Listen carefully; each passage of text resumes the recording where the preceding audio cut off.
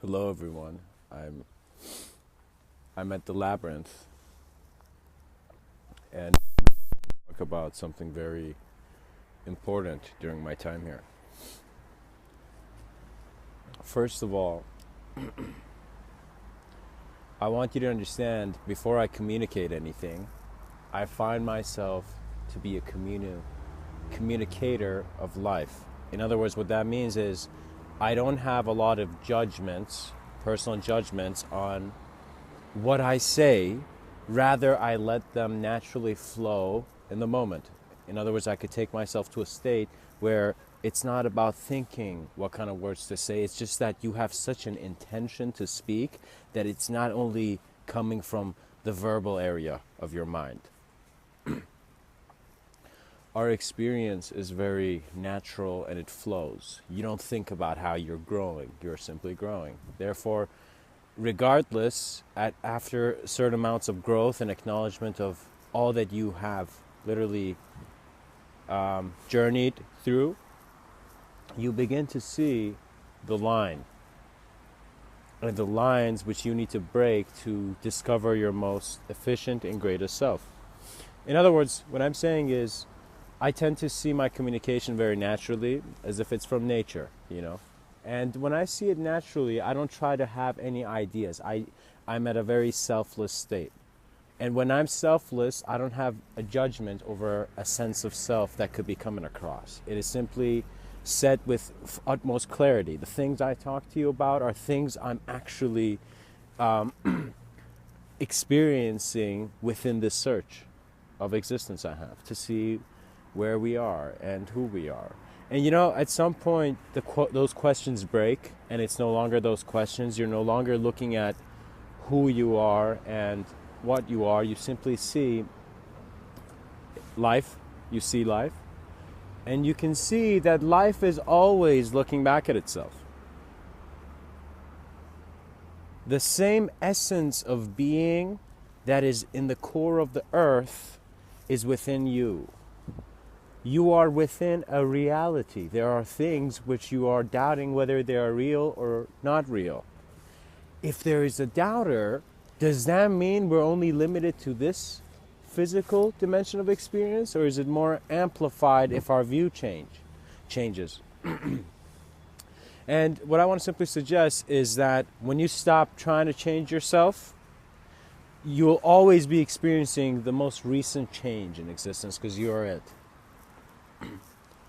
We are simply eyes of life tuned to our experiences and how they shape us, and based on those we are a communication. I am a communication and a communicator of all the experiences I have gone through, all the stuff that has come as real to me. Therefore, every other human being is the same with their own unique view. It's as if we are existence's or Earth's plan to look at herself and evolve her into what she always was, in a sense. And there are many contexts I can't directly explain right now in regards to how I'm thinking about this. But you are connected to life. And when you discover that connection, it becomes more of an awareness to both external reality and internal reality. External reality as in, this is a tree that's shaped like a rectangle, so it's giving a labyrinth. You know what I mean? Effect.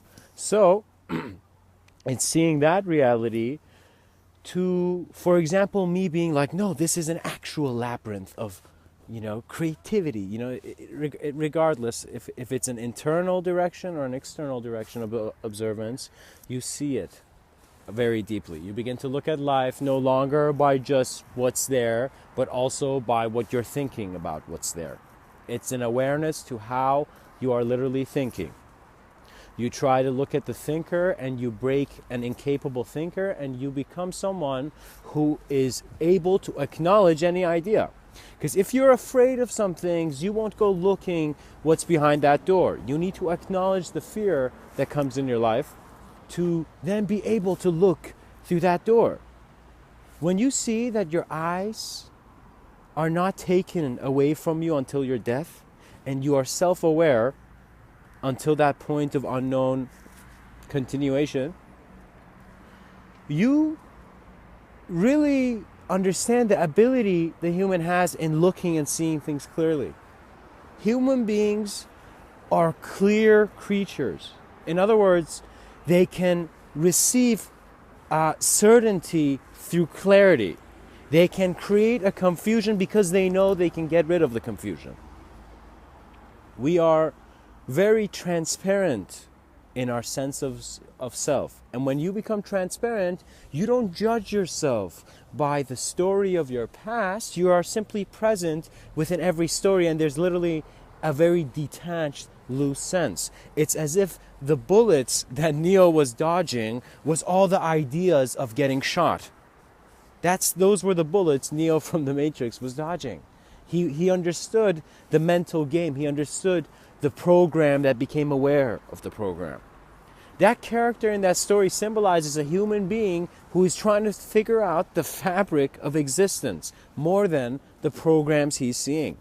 He's saying, if I am capable to change everything in this reality, what reality am I from that I'm capable? And observing where that mindset was set in the first place.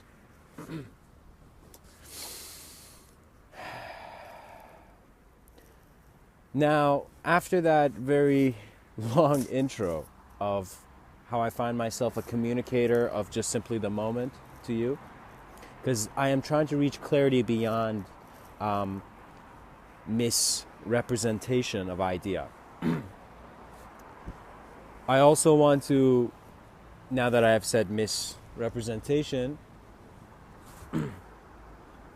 or an idea similar to that range, I want people to see this documentary I recently saw, and it was called Misrepresentation, M-I-S-S space representation. And it's a very interesting documentary. And when you see this documentary, it is literally showing you how women are being promoted to younger women. It literally shows you, if you had a child, a daughter right now, what kind of things that child is exposed to in mental reality, in ideas, in how much those ideas are affecting your child. You see, you don't need to simply just put your kid to school and see if he's physically healthy. You also need to put your kid to school, for example, and see if he's mentally healthy, if the teacher's talking shit, or if the teacher is aware. Your child is the next consequence of your own action which you're giving to life. And you need to be very outside the labyrinth to make that understanding of, after you are no longer just following the story of your own origin, you begin to see the story of others' origin. You see how much they're suffering because of how they're choosing to see their life. People suffer by being afraid of death and almost going that low in regards to energetic value in the physical, and just, collapsing before their collapse, dying, deconstructing themselves out of a sense of fear of deconstruction. It's very funny. Nobody should be afraid of death, because if you're not afraid of a leaf like this, if you're not afraid of a leaf like this falling and being dry and changing, then you should not be afraid of death. You should not be afraid of existential transition. You should not be afraid of how an old man is put into a corpse and how the seed planted by that old man sprouts into life. You should not be overwhelmed by your own ideas of what is there. Do not be overwhelmed by the idea of enlightenment. It is not an idea you're trying to reach. It is an awareness you're trying to reach. In other words, if you feel some value of exploration of the ideas of meditation, enlightenment, and what that whole story was about, you begin to see that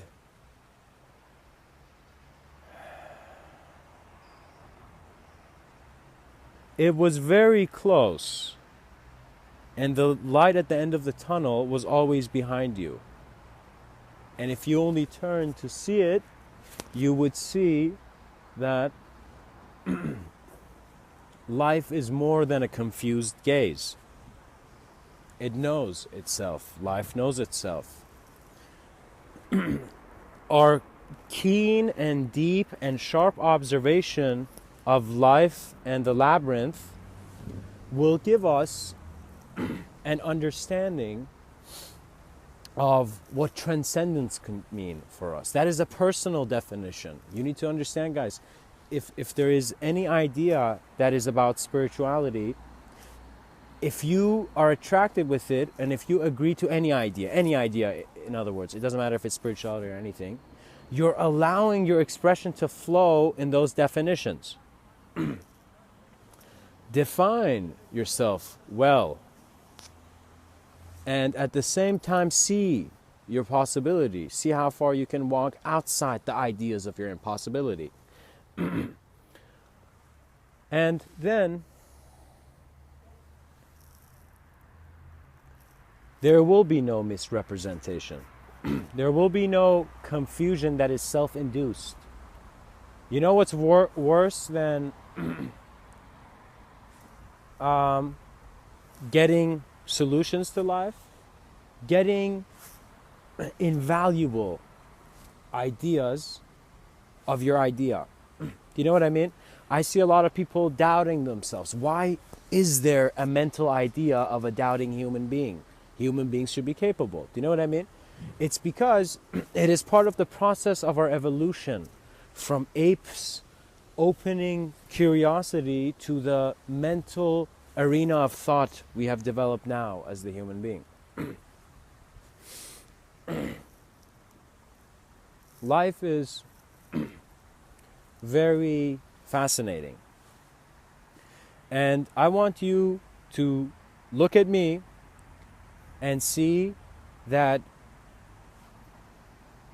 you can see if I'm either in a park, or if you just saw this image of me, you'd be, could this guy be in Alaska? The mind has the ability to create potentials in your awareness.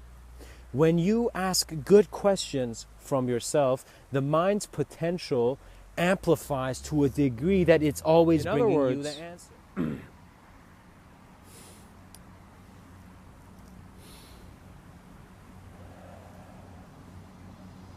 Understand that you are a natural life process, regardless of the idea you have of yourself. As you're a life process, it's good to be an efficient and a very healthy, capable, productive human being. What does that mean? It doesn't mean productive in regards to industry. It means you being a resource for the earth. You making yourself as a human as a very influential system of helping things evolve. You see, there are two types of people in the world. You either want things to evolve around you, or you don't want them to evolve around you. That's it. That's the type of person you are. Okay? You choose your speed. You choose how long you want to walk in these shoes and you want to wear these shoes. You choose the next shoes you want to buy. You know? You understand it's a sensitivity to yourself that shows that you were never insensitive. It is a state of mental reach which is beyond how human beings have been creating stories in their minds. We are amazing storytellers to the degree that we are convinced our stories are the only right one. We have Muslim people, Christian people, we have separations in our unity, in our understanding of unity. In other words, a certain range of people have a different understanding of unity and integration than certain other people in other parts of the world. But they understand a form of unity and integration. So what can bring this unity and integration of all sciences and all arts and all growing ideas that are looking at their own unification? Let us take each religion as a very natural metaphor such as a plant, a seed sprouting into a plant. These seeds have all sprouted and they are aware that there is the sun, there is the light that is making us grow. They're different flowers. Every human being is a different flower. It's as if, within that difference, they're trying to understand their connectivity with the light. We all understand that there was a creator. If we just visualize yourself as a plant right now, the sun, right?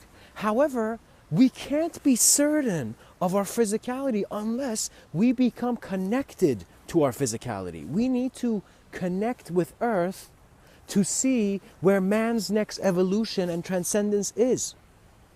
You need to explore your consciousness to bring forth a human being who did an act of evolution on himself by changing, by experiencing his changes.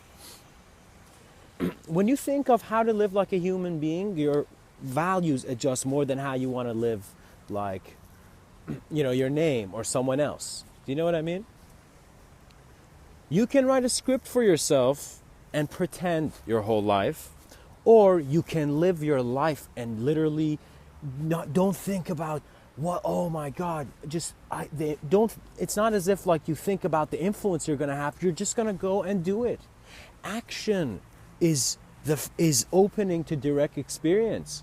Literally, you getting off a couch, you walking in the park, you exercising, you doing whatever, and you being aware that you're doing that just for that, creates a health that has a transcendental quality. It's as if you are a human being which you are not afraid of your deconstruction. Your construction and deconstruction are the same. So it doesn't matter how many thumbs up or thumbs down there exists. Do you know what I mean? It's more of experiencing life at its peak, and its peak is always furthest away from the normal ground of sanity. Insanity is where evolution takes place. And when we see, for example, people having asylums for insane people, it's very hard to see why they're in the asylum. You see that they can't stick with the collective degree of agreement, and then discovering yourself. The greatest discovery is discovering yourself, who you are. You can climb 1,000 mountains, and I hope in every moment of your life, literally, the worst thing you can do is think you've wasted your life. Never think that. It's just a useless idea. That idea is a waste. Don't think about you've wasted your life. Understand that you have a memory which has recorded every experience. You have the book. You have the images. You have the awareness to different images. You have every human being right now has lived enough to look at his life and contemplate and understand greater meanings of life. Your past is simply the pencil that will help connect all the dots with your future. People believe in a past self and people believe in future selves. What does that mean? Some people believe that the reason they're acting is because of a past reason. Some people believe the reason they're acting now is because of a future reason. And to always have a future reason is productive in this life. Do you know? It's not that we don't like cavemen. It's just like we are at a degree where science is evolving too fast for someone to act like a caveman. Understand science. Understand how far and how high you can go. You choose how high you can go in life. Regardless of anything. You choose the type of ramps you go up on and you come down. It's simply understanding who you are. And trust me, if you think it's a bad idea to understand who you are, let me tell you, a bad idea is when you feel you have a lack in your life and you, instead of being action, simply being comfortable and moving forward, you are more concerned about the idea of you than the physical presence of you. A lot of people who are making decisions, especially at university, especially at places where there are state-altering substances, you need to be comfortable with yourself, with your physicality, and you need to acknowledge existence in a way where if ideas of you change, you're not bothered. You need to reach that state of comfort, and then you can go through any change. Trust me, it's as if you choose how much you have been choosing how much you're getting affected by things. It's like based on the conditioning, we've chose that we want to get more affected by how we look physically than by how we are as life. You know what I mean? It's as if the ideas of how human beings should be is very selfish. Why? I don't understand. Why you think you have to only make your life abundant? It doesn't make sense. We are different intelligences. We're literally different minds. Human beings are different minds on the same planet. The collectivity and connectivity and the access to the honesty between human beings opens up a greater level of intelligence than one that is inconsiderate, that is trying to separate. You see, if you're trying to separate yourself with life, whether it's physically, you're not talking to people, or you are, for example, locking yourself out in an idea. For example, I'm too shy.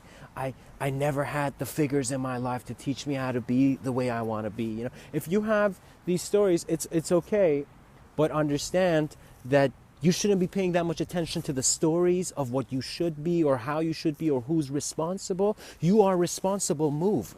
Be your action. Do you know what I mean? Don't be stuck with stories. To end this off very quickly, I want to thank everyone who's been listening to my videos. You know, it's just me talking, so thanks. It's a good thing. Another view is I will be making this, literally the reason I've been doing these videos is to literally show people certain values about being a gentle person and an efficient person and someone who is working with more of the scene than others are. I don't know, I am actually slightly, I was very concerned slightly that I thought, why did I never in school think about what a great human being means? Do you know what I mean? What life really means. It's as if the first thing I heard in school, the teacher made me learn it so I don't question the next thing. Do you know? It's as if our educational system is not built to keep flows of curiosity. It is more of like a practice without reason. You study these things and you will be the perfect engineer, for example. But when you see how engineers are being hired, the school's not really preparing you that much, you know. You need to see the value in your education. And this doesn't mean get out of school and go like literally climb a tree. It means that you need to not judge the school, but see the great opportunities it has to offer, which you don't have naturally at home. You're like, okay, I don't have these at home. This school is offering this. And then go to the school and actually enjoy those environments. Make sure the school you're going to is somewhere you enjoy, or you'll have the most important years of your life depressed or stressed out. Choose a place you want to be in and always make that where you're standing. That is why you should stand up for yourself, because you don't need to act. You don't need to literally play another person's game in their mind. Be yourself, be comfortable, nobody cares. You're the only one who cares. That's why you're trying to be careful what you do, you know? Regardless, I want to end off here and say that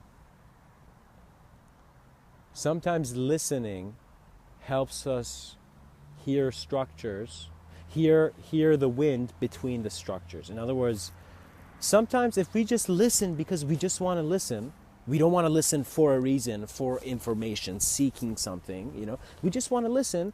That moment we see we are more openly perceiving how our intelligence works. When you're in a calm state to see how your intelligence works, that is where meditation and practices that lead towards how spirituality has developed really help. Yoga is helpful then.